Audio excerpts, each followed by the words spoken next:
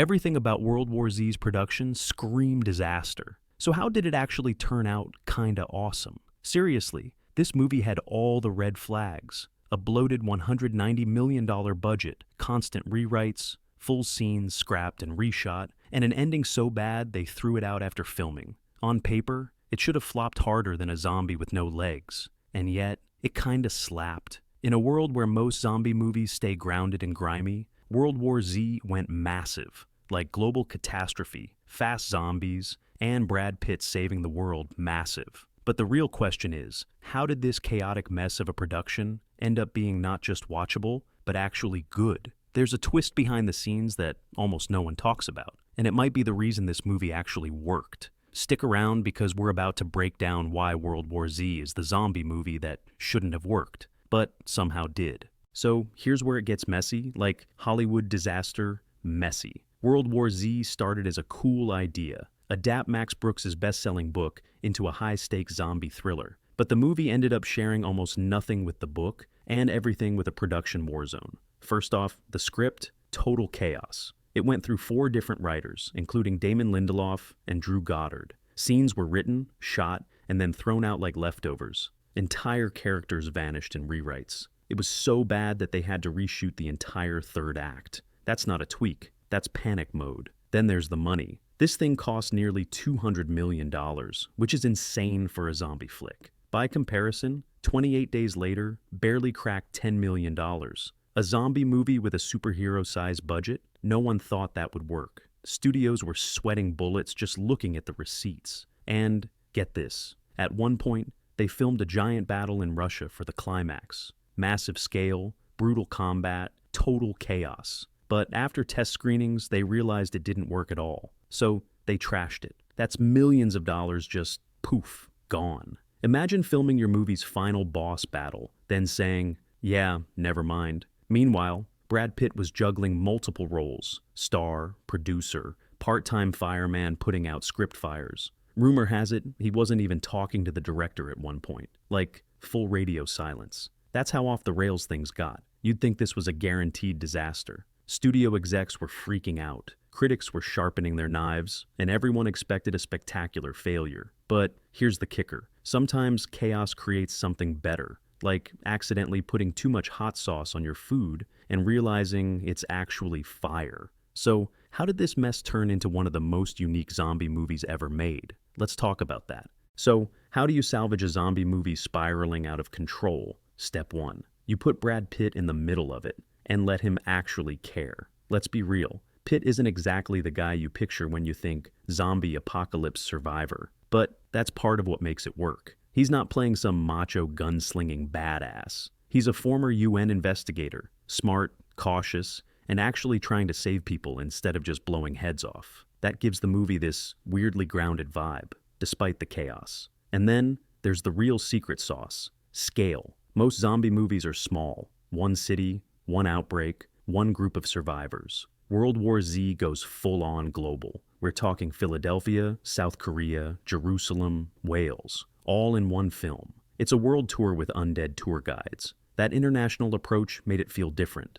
Like, this wasn't just an outbreak. It was a full-blown extinction event. The pacing helped too. The story moves fast. Each location gives us a new perspective, new stakes, and just enough answers to keep you hooked. Every time you think it's calming down, bam, the zombies come sprinting in again. And those zombies, wild. These aren't your classic moaning walkers. They sprint, swarm, and pile up like insects. The wall-scaling scene in Jerusalem, pure nightmare fuel.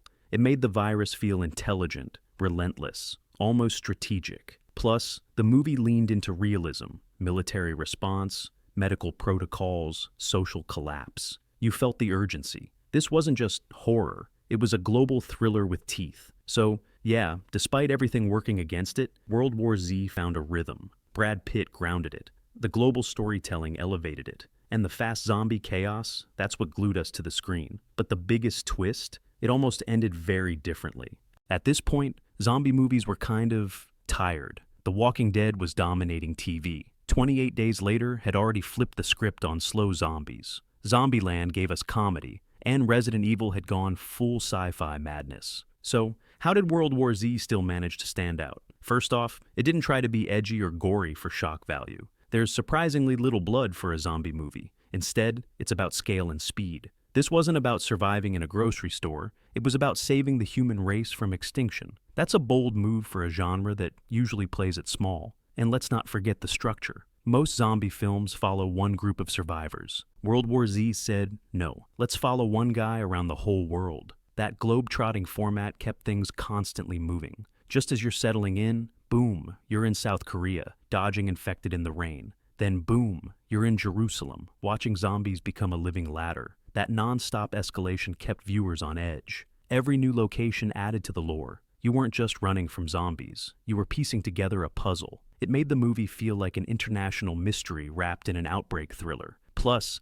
the zombies themselves felt like a force of nature. They weren't individual threats, they were like a tsunami. You don't fight a tsunami, you run, you hide, or, like Pitt's character, you investigate. That shift in perspective, from survival to problem solving, made the story feel fresh. This movie didn't want to gross you out. It wanted to make your heart race. In a genre full of blood and guts, it stood out by focusing on intelligence, momentum, and global panic. And believe it or not, its most brilliant moment wasn't even part of the original plan.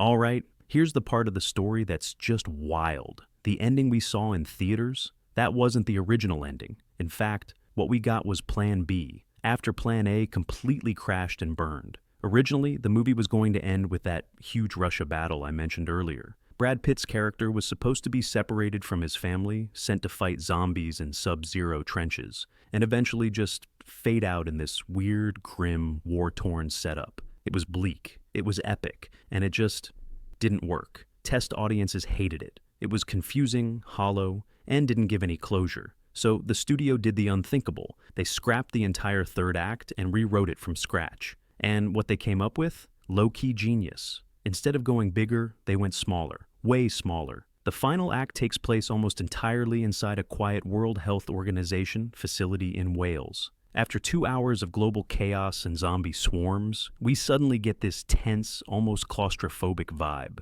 It's like a spy thriller. Brad Pitt has to sneak past infected scientists, test a theory that could save humanity, and basically gamble his life on science. No explosions, no massive battles, just suspense and quiet dread. And that pivot worked. Hard. It gave the movie a brain. It grounded the spectacle in something smart and personal. Instead of ending with a bang, it ends with a strategy. And honestly, that's what made people walk out of the theater thinking, damn, that was actually good. The third act might be the most important part of any film. And in World War Z, it literally saved the entire movie from disaster. So now the big question is, did the movie actually hold up over time? So, it's been over a decade since World War Z hit theaters. We've had a ton of zombie content since then. The Last of Us raised the bar, The Walking Dead finally ended, and zombie fatigue is definitely a thing. But does World War Z still slap? Honestly, yeah. But with a few caveats. Visually, it still holds up pretty well. The CGI in those swarm scenes,